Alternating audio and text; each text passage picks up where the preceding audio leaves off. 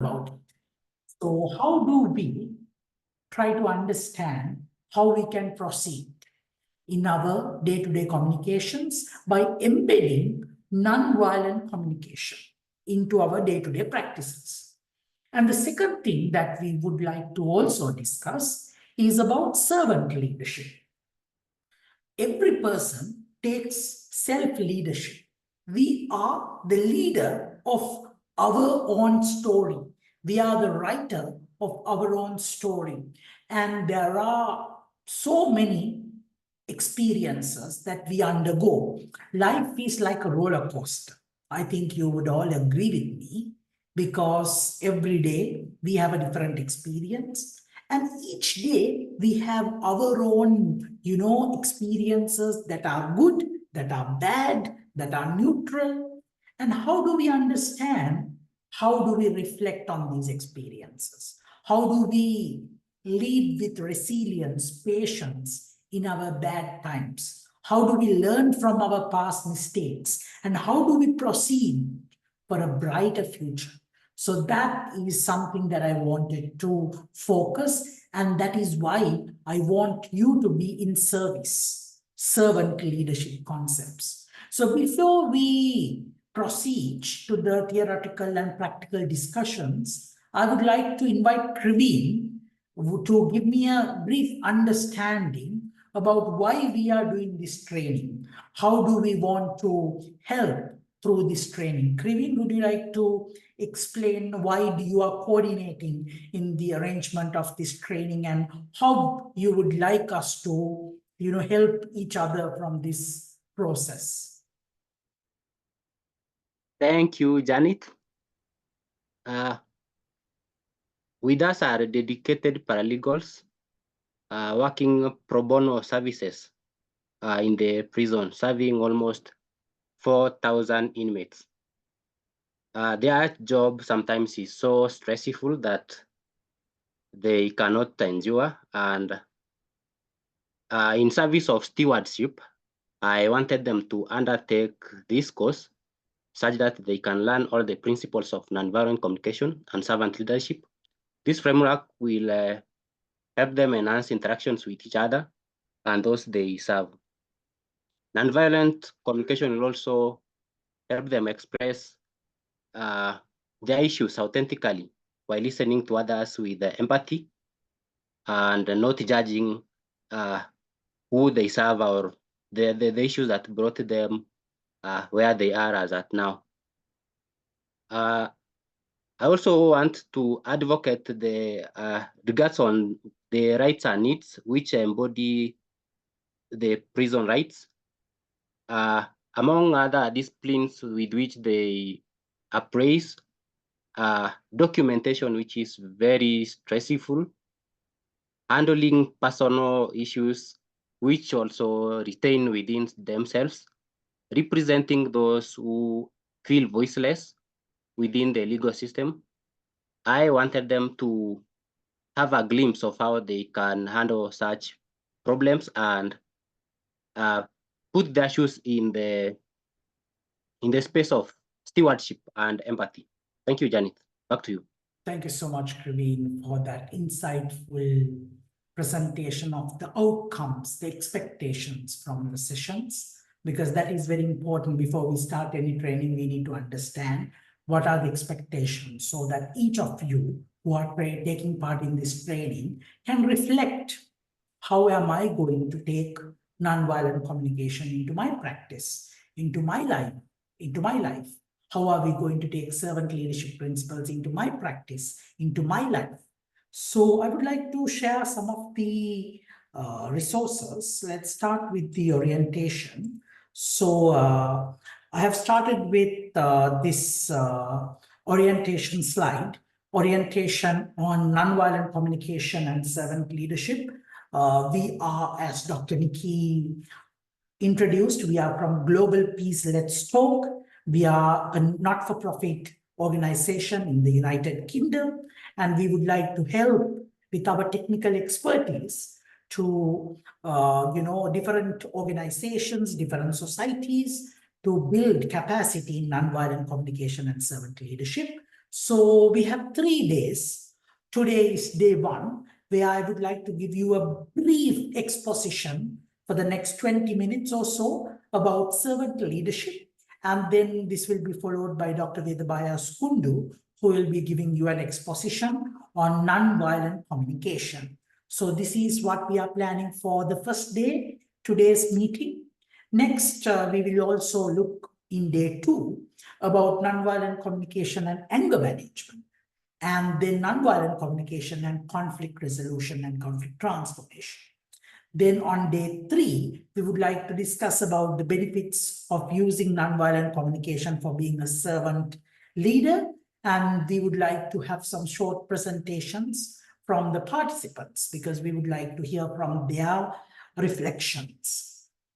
So this is the format for the next 3 sessions, today and the next 2 sessions. So I hope you will be engaged in this training program and learn from this training program. So these are some of the facilitators. Today we'll be focusing with the support of Dr. Vedabaya Skundu and myself. My name is Janet Pereira. So it's time for today's session. So I would like to request everyone to listen actively, listen attentively, and participate actively in the training to make today amazing. So let me share the presentation for servant leadership to begin with. So I hope you can see my slides. So servant leadership, theory and practice. My name is Janet Pereira. I am a higher education lecturer in the United Kingdom at a university college. I'm also an educator in the community, working with several organizations, working with several societies, including Asia, Africa, Europe. And I'm also a peace builder. I've been working in the field of peace building in conflict resolution for the last 10 years. So today, I wanted to start with the concept of greatness. So I would like to hear from anyone, if possible, or you can write your opinions on what is greatness. What do you mean by you want to achieve greatness? How do you become a great human being? How do you become a great leader? Any ideas, any reflections? Anyone can contribute. What is greatness?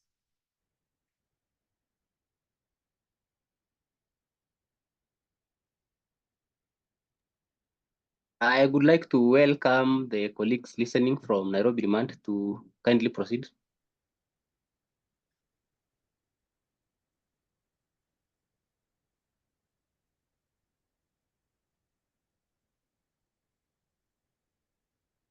Anyone, what do you think is greatness?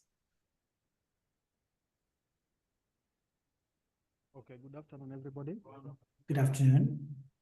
My name is Asakia Sonkrabala. I'm an inmate in Nairobi Remand. First, let me take this opportunity to congratulate my friend Griffin for this introduction. It is a fundamental time. Actually, I think this is a great idea is introduced to us because not everybody is capable to get this. It's I can call a privilege to us for those who can get this because the prison where we are, there's a very big population of around 4,000, and actually only few got the opportunity. When I contribute about the greatness, I think what makes one great is all about the implementation of individuality, the self-presentation. As a leader, what will indicate that you are a good leader is all about your implementation, the outtake, how you serve the society, how you serve yourself, how you represent yourself, and majorly, the greatness comes in the objection of bad things, especially if you're a leader, you have to be leading as an example to the subjects. All that you are doing, all that you are reflecting should show people. The demeanor itself should show that actually you are a leader, and a leader with vision and future, not a leader for the moment. So I think what to make one greatness or what to make something greatness is all about the outlook and the future plan. Thank you. Thank you so much for your sharing. I think this is something very important. So let me take you through a small video.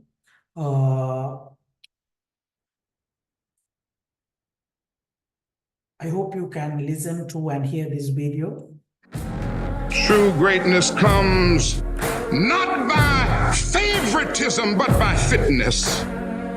And so Jesus gave us a new norm of greatness. If you want to be important, wonderful. If you want to be recognized, wonderful. If you want to be great, wonderful. But recognize that he who is greatest among you shall be your servant. That's a new definition of greatness. By giving that definition of greatness, it means that everybody can be great because everybody can serve.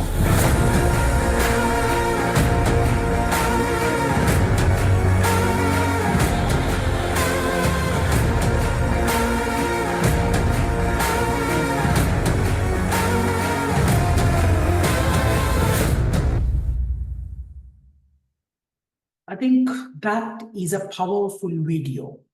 If you looked at this video, listened to this video, it begins with how you become great. I think that is very important, and we reflect on Martin Luther King's idea, right?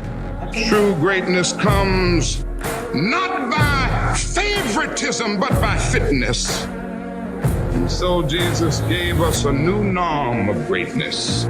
If you want to be important, wonderful.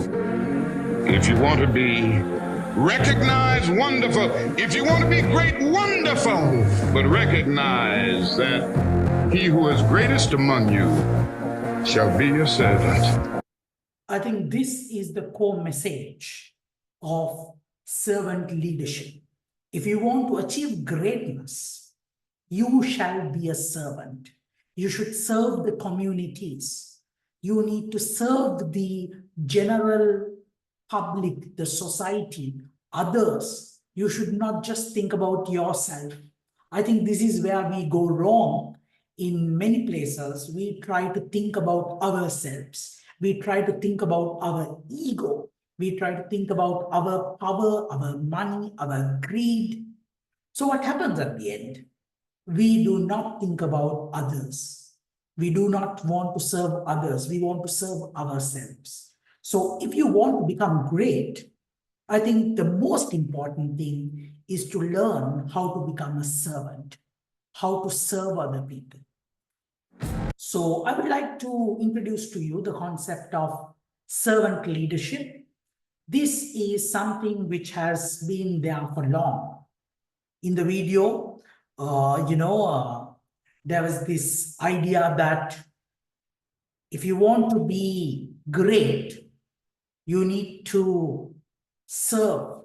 And that is something that even our religious leaders have been, focusing for the last few decades or centuries. Even Jesus Christ has requested. He was a living example of service.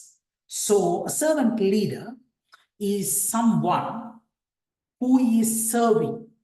And this is a term which was coined. The term was made by Robert K. Greenleaf, one of the American leadership experts. And it's like a paradox because leader, servant, two concepts, these are not going together easily. A leader is a person who leads. A servant is a person who, will do the servant work. But it appears as a paradox, but it's a unique perspective on leadership. So, as Robert K. Greenleaf says here, you can see, the best leaders are clear, they light the way, and in the process, let each person know that what they do makes a difference. So you need to influence other people positively.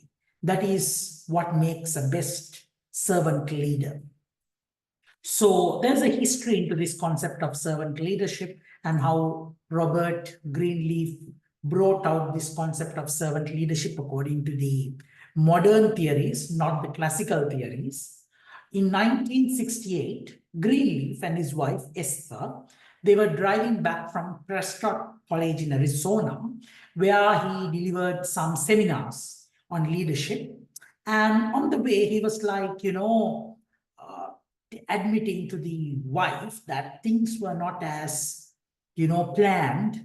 The faculty of the college or the staff did not like him coming and delivering these guest trainings, guest lectures. And there's a problem with the college leadership. There's the Vietnam War going on in those days. It was poorly going on. Leadership was failing. People were not trusting leaders. And there's a problem. And during the drive, Greenleaf remembered Hermann Hesse's novel, The Journey to the East. And that was about a group of men who was going on a journey to the East. And there's a servant, Leo, who keeps the group together in the spirit and the presence of everyone. And there were several instances where Leo vanishes. And in those instances, the group was falling apart. And later on, towards the end of the story, it seems to be that the narrator tells us that, that Leo was actually the leader of the roader sponsoring the journey, but in the spirit, he was a servant. So this brings the concept of servant leadership. So he was thinking about this story, and Greenleaf's mind was thinking about this, and suddenly a two-word phrase popped into Greenleaf's mind, servant leader. That said it all. It described what he was trying to communicate to the people at Prescott. They should all lead by serving each other. True servants operate out of love. True leaders seek to serve those who are led. People who serve are, in fact, leaders and followers. This one paradoxical phrase seemed to sum up the goal of his entire career: to lead through service and to encourage people and institutions to serve first. In fact, it is described, in spite of all his personal foibles and internal contradictions, the underlying theme of his whole life. So according to Frick, who wrote Greenleaf's biography, it is how Greenleaf wanted servant leadership to be. Everybody should serve each other, and true servants operate out of love, and true leaders seek to serve those who are led. People who serve are, in fact, leaders and followers. So I think this is something which is very important. And Francis has written about greatness in the chapter. I can see someone who embodies the qualities like courage, resilience, integrity, compassionate, and wisdom. These qualities can be seen in individuals from all walks of life, regardless of their achievements. Yes, courage, resilience, integrity, compassion, wisdom. These are essential values, components, if you want to become a servant leader. Thank you, Francis, for your contribution. So, defining servant leadership. So, if you are a servant leader, you have the natural desire to serve others. And you are a person who chooses to lead after deciding to serve first. So, you want to serve, right? You want to lead secondary. You want to first serve. And the key difference of the traditional focus on leadership and the servant leadership is that you look into the meeting other people's highest priority needs. You want to help others. So these three statements can help you to understand who is a better leader, who is a better servant leader. Servant leaders prioritize the needs and well-beings of their employees or their followers. So based on your profession, based on your social identity, you can think, how do you prioritize the needs and the well-beings of those whom you serve. Servant leaders support the growth and development of their employees. So whoever you are serving, how are you supporting the growth and development of those people who you are serving? And then servant leaders challenge their employees. So as a servant leader, how do you challenge in a professional or in a non-violent way in order for the followers to feel healthier, happier, more engaged, and more productive? So through looking at your role, through looking at your social identity in the lens of servant leadership, you're trying to prioritize the needs and well-being of those who you are serving. You're trying to support the growth and development of those who you are going to serve. And you're trying to challenge your followers in order to become a better version of themselves, to become healthier, happier, more engaged, more productive. I think that is something which is very, very important. So I think you understand servant leadership by now. And what are the qualities of servant leadership? So in the next 10 minutes, I would like to quickly go through what are the different characteristics of a servant leader. You can see awareness, listening, empathy, foresight, conceptualization, persuasion, community building, stewardship, healing, and commitment to the growth of people. So the first component that I would like to introduce is listening. You know, we are discussing about nonviolent communication shortly, and listening means communication, and it's about leaders speaking to the followers and the followers speaking to the leaders, and it is a very interactive process. If you are a servant leader, you are prioritizing listening first. I think this is a very important skill, because if you are working in any context, you are serving someone, and when you are serving, you need to listen. Now, at the very beginning of this training, I asked Kraveen to tell us, why do you need this training? What are the expectations? What are the outcomes? I listened to Kraveen, and then I decided how I should tailor my lecture. How should I tailor my presentation? So it's very important to listen, because listening is how you will understand others. Listening is how you can serve others in the first place. Everyone likes to be listened to. You like if somebody is listening to you, because you feel, I am heard, my voice is heard, my voice is respected. So listening means you are carefully hearing others and being open to the others' opinions. So if you are a servant leader, you are always trying to listen to your followers. So every time, try to improve your listening skills. Don't think you know the best thing. You need to respect other people's opinions. So you have to be a good listener. With listening, something that you need to develop is empathy. You need to understand what's the perspective from the other side. You need to wear the other person's shoes. You need to think, how am I going to be? How am I going to behave? How am I going to speak if I am in the shoes of that other person?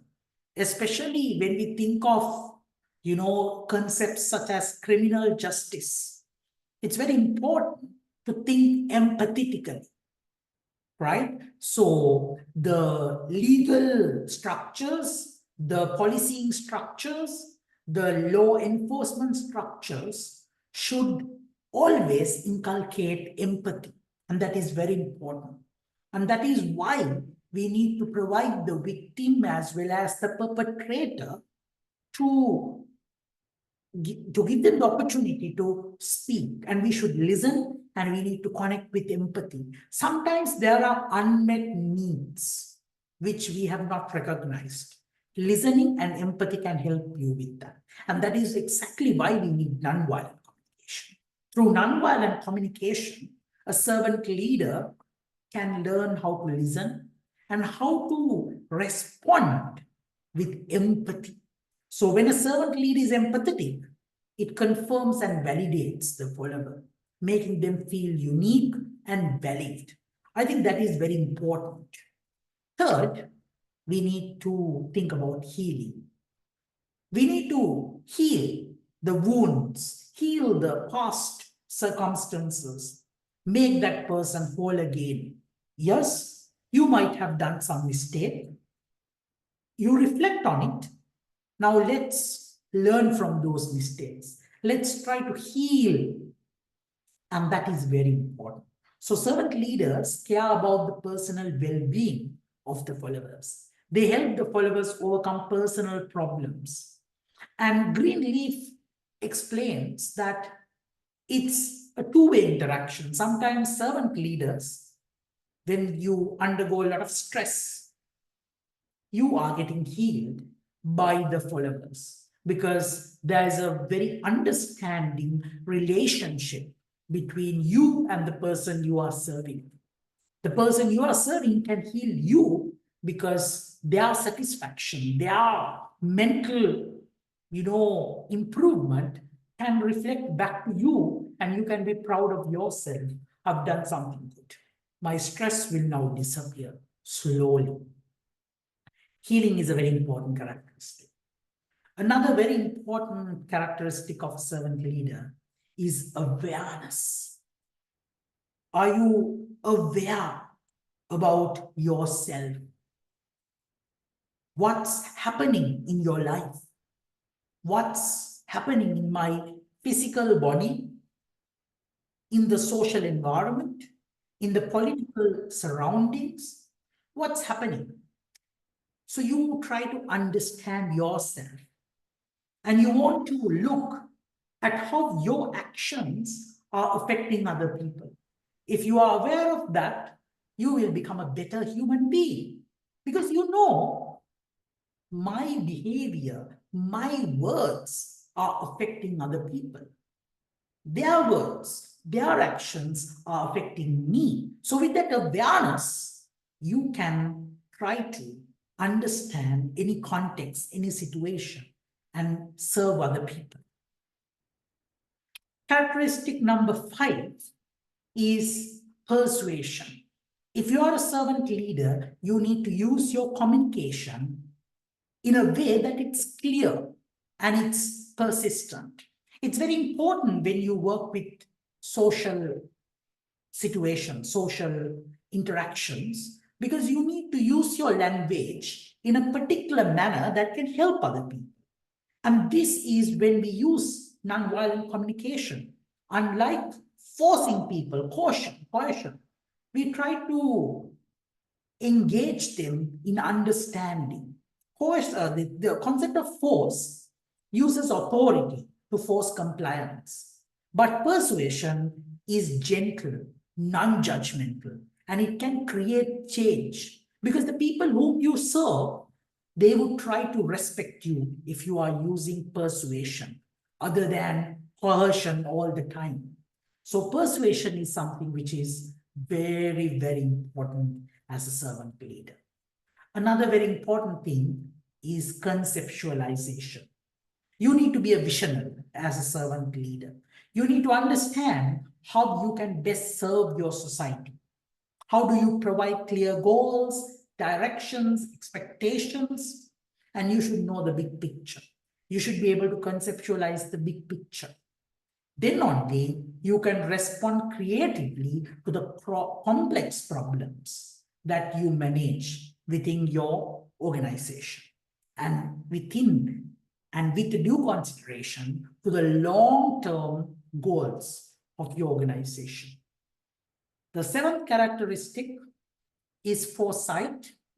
That means you should be able to foresee the future. So If you are a leader, you need to foresee. Always think about the future and how you can improve your practice as a future, thinker. You need to be thinking about the foresight. Next characteristic is stewardship. I think this is something even Praveen discussed briefly in the initial remarks. Stewardship involves accepting responsibility for the leadership role entrusted to the leader. You are taking the responsibility to manage the people whom you serve with care. You understand that you shoulder a great responsibility.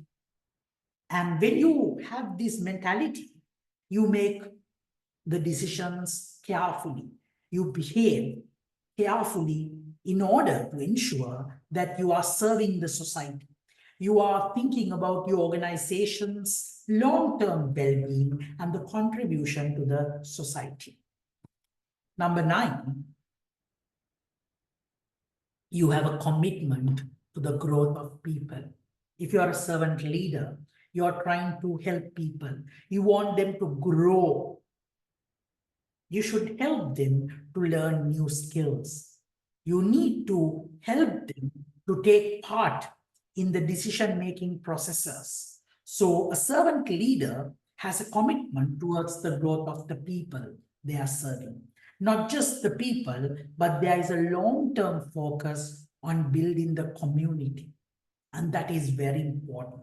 So servant leaders help communities where people share interests and goals, feeling connected and united.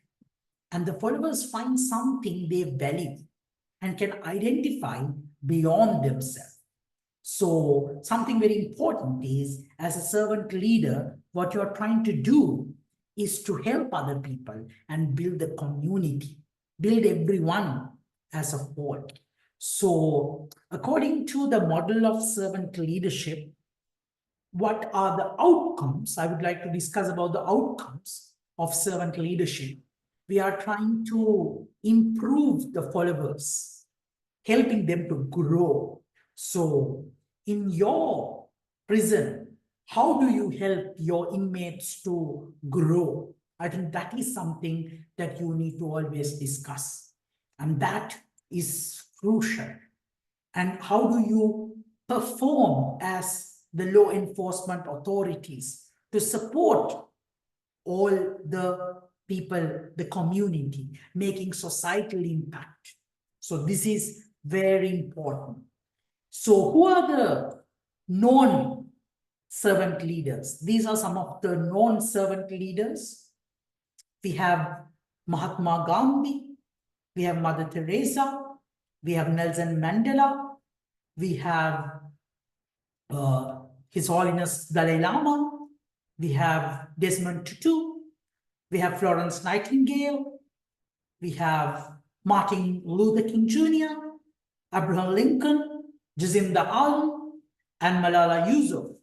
So we see there are several examples of servant leadership, and it's important that you take inspiration from these leaders. So please look at their profiles, look at their stories, read at least one of their biographies if you haven't, because that can give you a lot of inspiration. And that is something which is very important. So I would like to, since in the benefit of time, I would like to quickly discuss about how to practice servant leadership. And that is by few things. One is you need to understand how are the people who you are serving feeling stressed. How do you understand the followers? How do we show appreciation to them? How do we understand the moments that matter to them? And how do we remove the different barriers, the obstacles that we are facing? So that is something that you need to focus. And I would like you to write your own resolutions. Do you think you are a servant leader? and how can you become or improve yourself as a servant leader. Remember, great leaders inspire greatness in others, and that is something very important. So that is the end of my presentation. I think Dr. Vedabayas Kundu, who is one of our experts, is here. So I would like Dr. Kundu to take over. Hello, Okay, Janet. Janet, there's a question. So, Yes, sure. yeah, let him just ask the question. Hello? Hello? I didn't see your name, but I saw your hand up. So you can ask Nairobi Ramon, it says. You can ask your question. Hello? Okay, thank you. Yes. Thank Oh, there you you. go. Yes, you can do your question now. Thank you. Oh, okay. I was informing the lecturer that I'm having some network hiccup. Actually, almost 20 minutes ago, I was not able to get him. So if any able will be able to share the recording and the slides. Sure. We can do that. Thank you. Thank you. Thank you so much. Yeah. All right. So I'm actually Thank rushing you. to another meeting. So Dr. Kundu will take over and continue with the learning and the discussion. Over to you, Dr. Kundu. Thank you, Janet. It's such a wonderful, it's an honor to be part of this whole exercise with the prison authorities and people here from Nairobi. It is such a wonderful thing, and we have been for the past several months trying to promote non-violent communication and servant leadership as a model, as a mission globally, because there is so much of aggressiveness, toxicity around the world, which needs non-violence, which needs servant leadership. And so we are trying to reach out to every stakeholders that we can think of, so that we are able to have this as an important way to engage people across the world, people within the community, people within the families, people in institutions. Well, today I'm going to talk about the essence of nonviolent communication, because communication is the key for every of our interactions. You know, communication is something we cannot not communicate. Every situation, even when we are thinking, it is our primary form of communication. So how we can inculcate the values of positive and healthy and respectful communication is something we are going to talk about today. I believe our friend Mr. Joseph has got my PPT. Mr. Joseph, is it possible to share the PPT? If it is possible, so we can start straight away. Here, I will try to say how, you see, I have a great experience of working using this model, especially with children in conflict with law, children who have done something and they're in the different observation hall, the children's jail, and to of great success, you see. So if we are able to inculcate the values of non-violent communication amongst not only amongst the authorities but also the inmates here, so that there is a greater engagement, and possibly when some of them move out, they will have a greater mental balance. It's also linked to the whole idea of how we remain positive, how we have avoid stress, how we have those issues of mental health. So non-violent communication is something, a portion of that. So may I request Joseph to kindly share the PowerPoints? Joseph? Dr. Vedabas, he asked just for 5 minutes. Yeah, I'm on it. Give me some minutes. Meanwhile, I forwarded it to Janet to help me out while I put myself together. I'm on it. Okay, Yeah. Janet, I'm going to send it to you. Okay. Let me continue, ma'am. By the time he's ready, I will share my points here. See, when we are talking of communication, it is an integral part of our life. It is as important as the food that we eat and the air that we breathe in. Because if we eat unhealthy food, we will have food poisoning. and if we inhale toxic air, it becomes a problem. Similarly, if we are ingesting toxic communication, whether we are ourselves using toxic communication or we get influenced by the various forms of communication tools, whether social media, the films, different entertainment channels, that it again becomes a problem. In fact, here I want to point out many of the crimes that are committed are inspired by many of these films that are there, which are very violent in nature. They have serious psychological impact of the many of the people who see that. Also, the amount of toxicity that social media promotes, that again contributes to promotion of aggressiveness and hatred. In that context, each one of us needs to be a mission on how we can see how we can handle the amount of toxic messages and toxic communication that we are ingesting every day, and see how it can help us to remain positive, how we can nurture the healthy communication. In our next class, in fact, the next week, I have requested Mansi to talk on the importance of non-violent communication and conflict resolution. It's such a very, very important thing, especially when we are talking, say, in the context of the prisons and the inmates and all.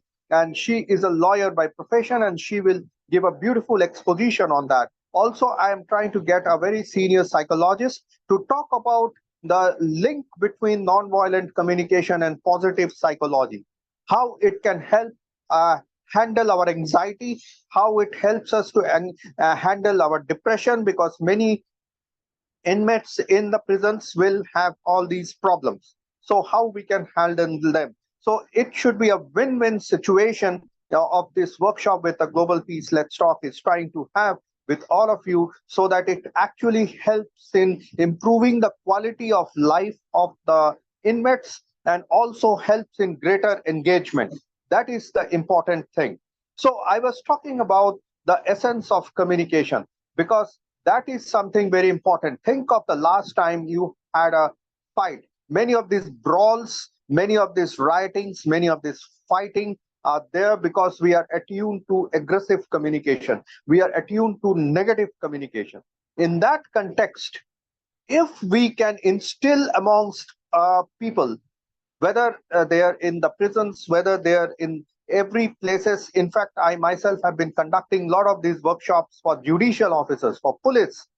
So here, each one of us need to imbibe it so that we can do a better job.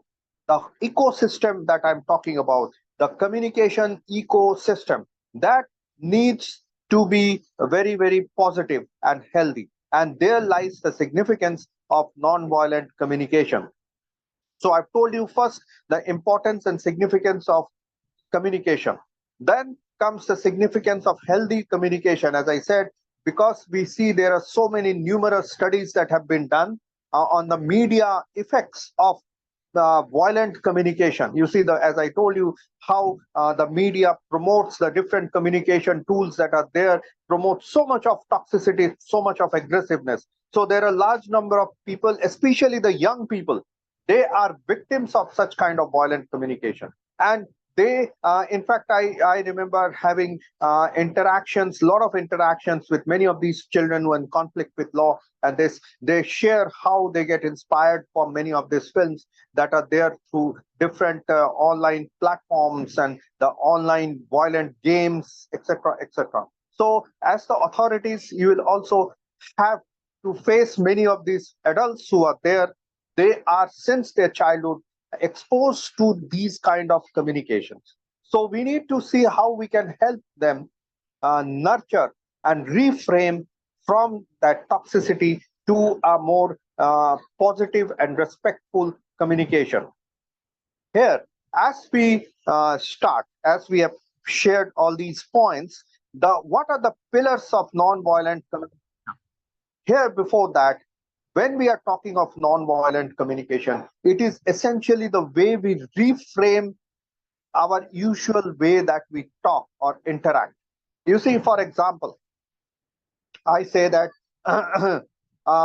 there may be someone who may say that, you see, say for example, I'm just giving an example. Like say my friend Mansi is there. I tell Mansi, you need to do this, and immediately. But there is another way, reframing. I can ask her, well, Mansi, do you think you will be troubled if you try to help me in this way? So you see the difference in the language that is using. Non-violent communication is the different in the language that we are trying to use, the appropriate and the positive language, as we will see in the PowerPoint. That's the key. And when we start using them as a practice, as our daily habits, you will find the difference it makes to our engagement with our friends. It helps how it helps in engagement with our other people, in our family members, in the society at large. So, as we are talking about it, that is basically the reframing of the usual way on which the way we try to talk. That is the key. That is the key. The next comes, what are the important pillars of nonviolent communication? Before that, what exactly is nonviolent communication? That is something very, very important. Well, our friend Joseph has started the PowerPoint, so I have already covered these points. So let us go to the next, because we need to have some serious points of discussion. I have already covered the significance of communication. So kindly go to the next slide, and we can go to the next slide again. I've already covered this. The importance of communication, as I said, how important it is, because it is an integral part of our living things. It is an important thing. The next slide, please. So then we go to the next slide. So we have already discussed the challenges to communicators today. It leads, the hate speech and all. So this is a very powerful quote, when basically how the words that we are using, words have the power to destroy and heal. When words are both true and kind, they can change our world. That is something very important. We really need to assimilate this very important principle. If we can help people, if we can help people assimilate this importance, because many of these brawls that happens, many of this fight that happens, conflicts that happens, is because of the words that we are using. We may be very, very angry. We are not able to control our anger. We don't know what we are talking about. And that leads to a serious problem. And it can really destroy a complete relationship that we are having. You find domestic violence worldwide. You will find violence between friends, violence between kith and kin, violence between neighbors, so on and so forth. And one of the micro triggers of such kind of violence is basically such kind of violence is the use of the language. Language is the heart of the conflict. So let us go to the next slide. So when we go to the next slide, Joseph, can we go to the next slide, please? So as Gandhi had said, I object to violence because when it appears to do good, the good is only temporary. The evil it does is permanent. Very important, even in the context of communication. Because think of a situation when you had a fight, you had a brawl. Someone could commit a murder because of such kind of violence. And so the problem that it creates is permanent. Whereas if we have a disagreement with someone, because we are all human beings, we are bound to have disagreements with people. So if we can handle that disagreement or dispute or conflict constructively, it will be much better. Next. Yes, please. So basically, I have already told you about the non-violent communication, and in the event of a dysfunctional communication, what happens is that there is a, you see, when we are talking of communication, we should not forget our own self-talk and inner dialogues. That is the intrapersonal communication. So non-violent communication is essentially a holistic communication approach. Let's go to the next slide, please. This is what I was telling you about the reframing, the usual way that we talk. And this is beautiful quote by Abraham Lincoln, which underlines that we can complain because rose bushes have thorns, or rejoice because thorn bushes have roses. So the way we put a particular thing together, I remember one of these lawyers I had a workshop with. He said that in the courts sometimes there are a lot of aggressive, arguments.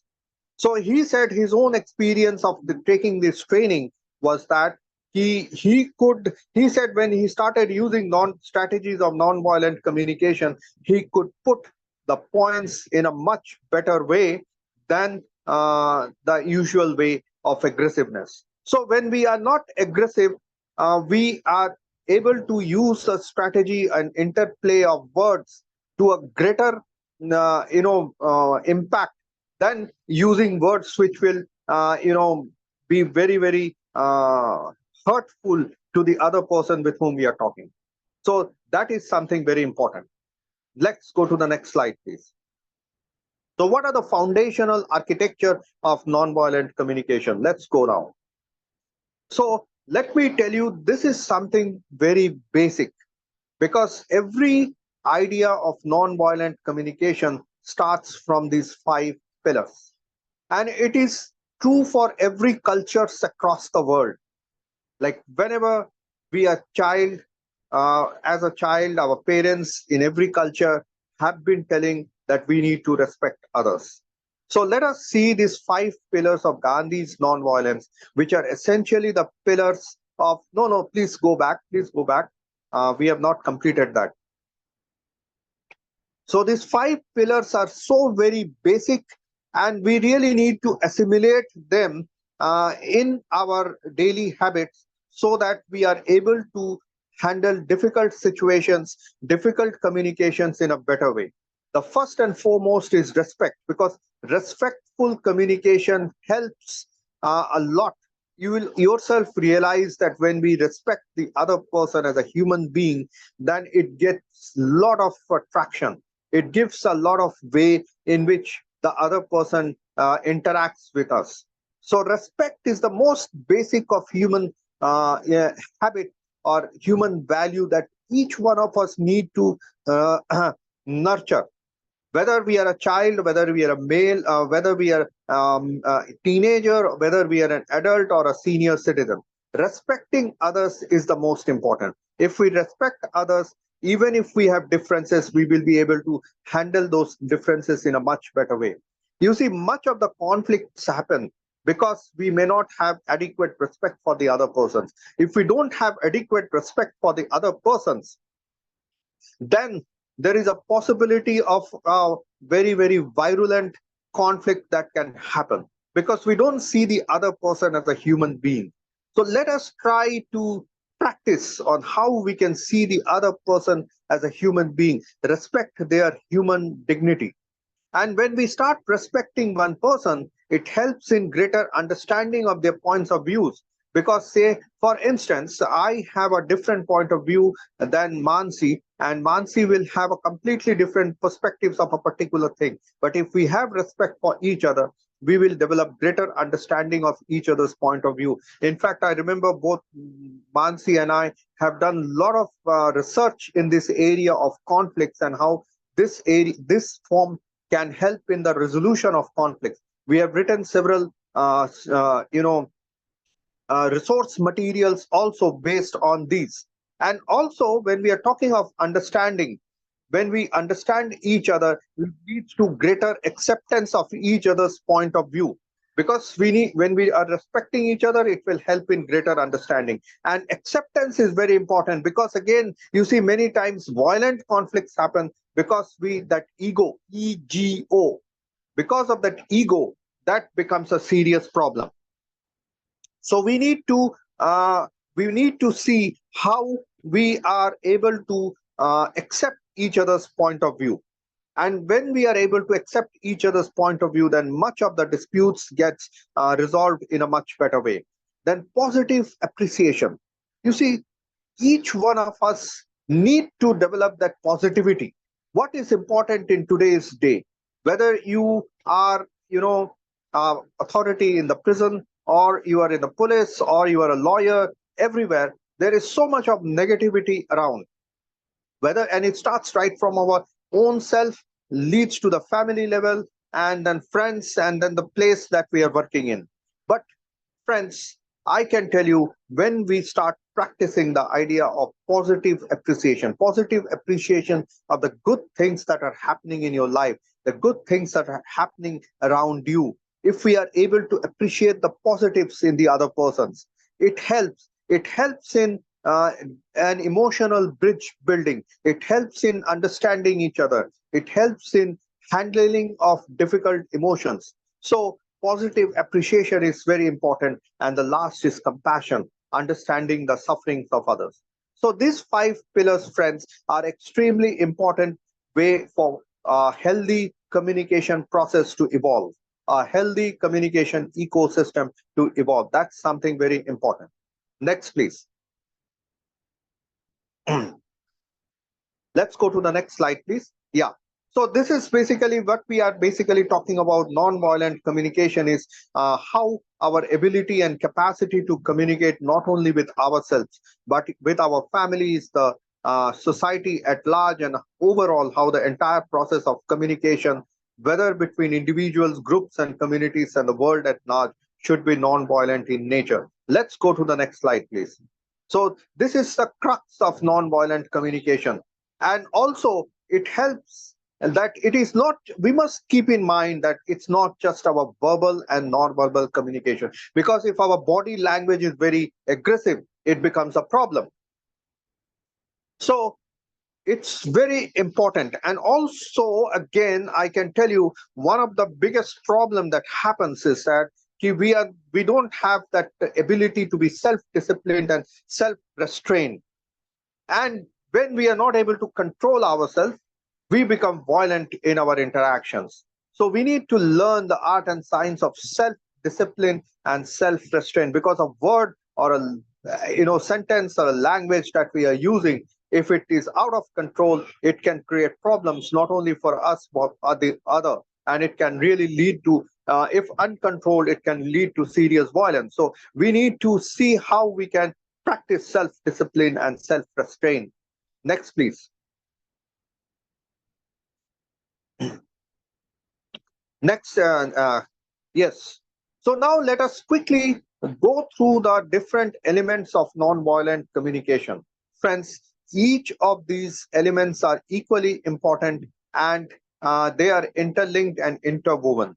Also, at this stage, let me tell you that, say, for instance, I or Janet or Mansi or anyone, we can't give you any kind of formula so that you become non-violent communicator. It has to come through utmost sincerity. It has to come from the heart. We must try to make it sure that we will use non-violent communication. We will make our workplace a non-violent communication ecosystem.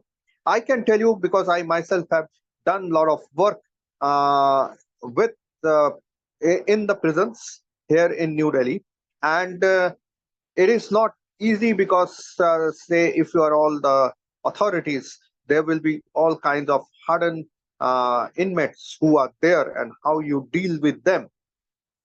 So sometimes it may not be that easy, but even if we can try and see how we can use them and also impress upon them, because many of them, the whole idea of 21st century, when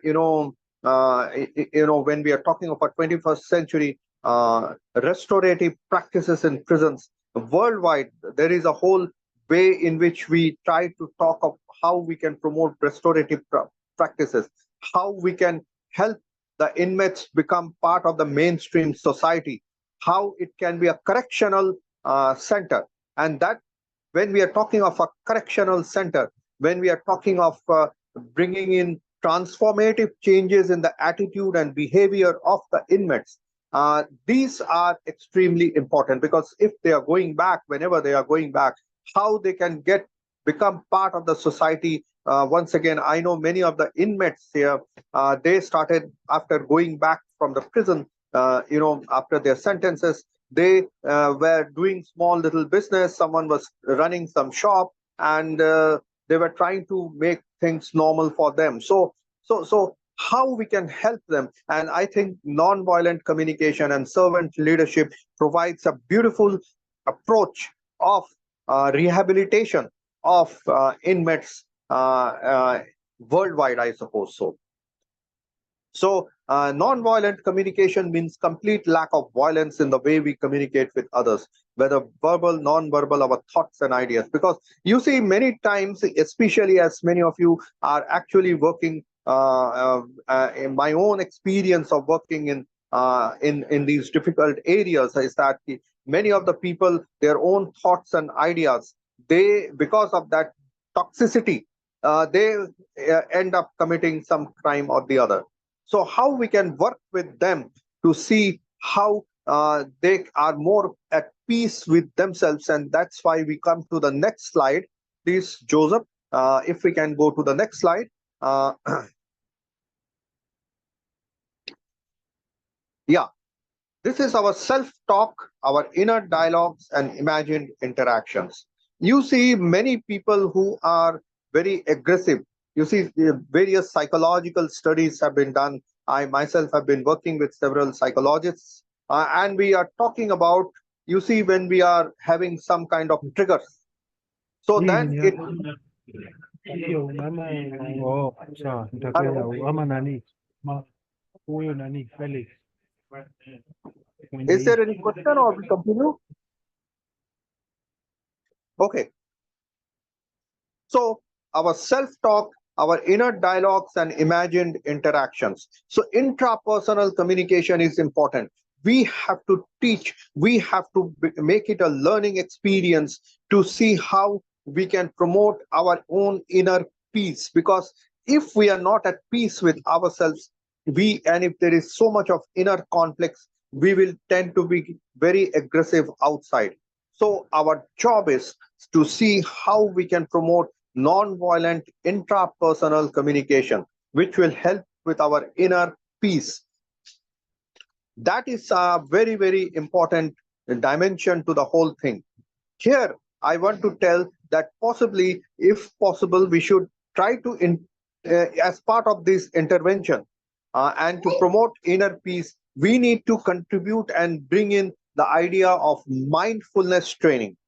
I have done a lot of this mindfulness training with the children in conflict with law, and amazing results has come out. You know, there are something called walking meditation. There is something called, mindfulness eating. Mindfulness practices, when we are talking of non-violent communication, is extremely critical. Next is the importance of humanism and integrating human values like respect for others, human values of learning to respect the dignity of other persons. These are very important in terms of communication, how we can integrate them as part of our communication process. And next slide, please. Next slide, please. Yes, Joseph. Yeah. This is again extremely important. I had focused on it right at the beginning. Appropriate and positive language. As I had clearly mentioned, that language is the is the heart of all conflicts. Many people get into trouble or get into aggressive posturing or different kind of brawls and all because of the words that they use, the language that they use. If we start this practice of using appropriate and positive language in our daily interactions, it will help. And I've done a lot of these workshops and very, very interesting results have come. We need to sustain our efforts to use positive language. That is something very important. We need to expand our emotional vocabulary. Please go to the next slide, please. That's what exactly I was telling you. Many of us are not able to express ourselves. Many of the problems, many of us becomes problematic because we are not able to express ourselves, express our emotions. And because we are not able to express our emotions, we tend to become aggressive. We must try to see how we can express ourselves. We have to see how we can express ourselves. That is something very, very important. That is a key. That is the key. We need to learn that. Expressing ourselves and our emotions. Then we can go to the next slide, please.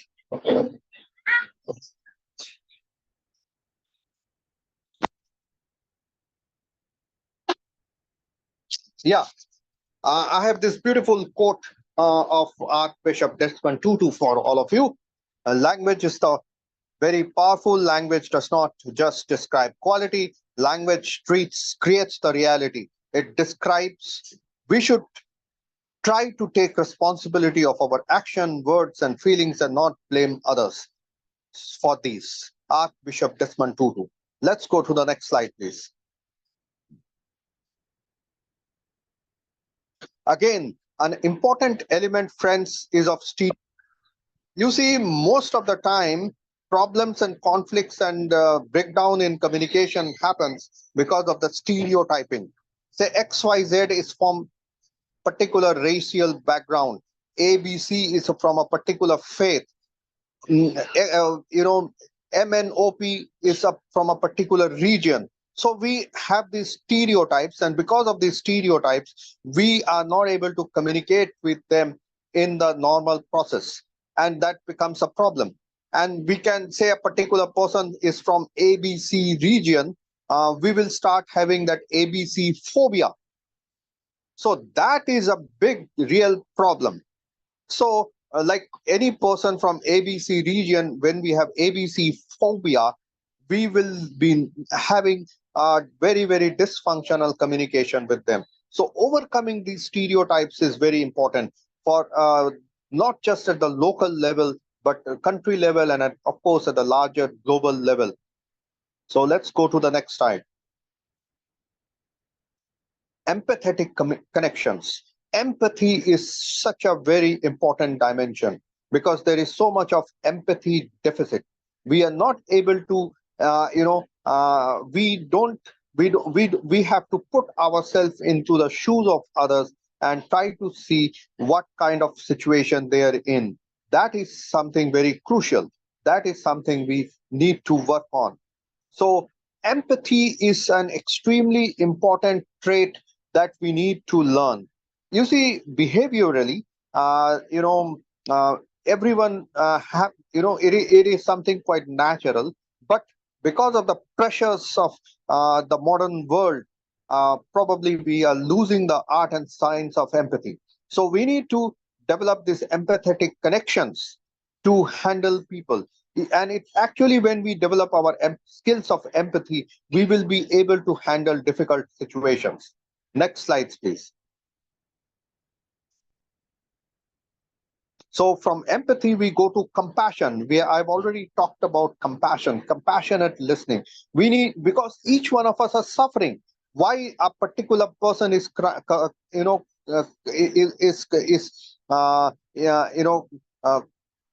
doing some crime or committing a crime, or someone is in conflict with the others, it is possible that they might be suffering from within. And when we are suffering from within, we are going to be in trouble. So we need to be compassionate to people who are in a difficult situation. And when we are trying to see how we can solve their own problem, we will be in a much better way to handle those difficult situations. Next, please. Gratitude. Can we, you see, I have been using this exercise for everyone. From I have been using this exercise for everyone, whether people from the judicial services, or whether people from the police, or even amongst the children in conflict with law, and everyone, on how we can practice gratitude, how we can thank people for something they have done for us. In fact, my own work with children in conflict with law suggests that the more we had given them, we had given them some exercises in that observation home, and how they can express gratitude. And the authorities of the superintendents told you, after almost 15-20 days, the brawls within the observation home has substantially come down. when we are teaching them these traits like kindness, gratitude, compassion, empathy.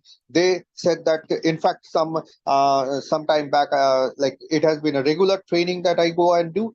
So one day the superintendent told me hardly any brawls within the home. So that's something we must all try with everyone in everyday life.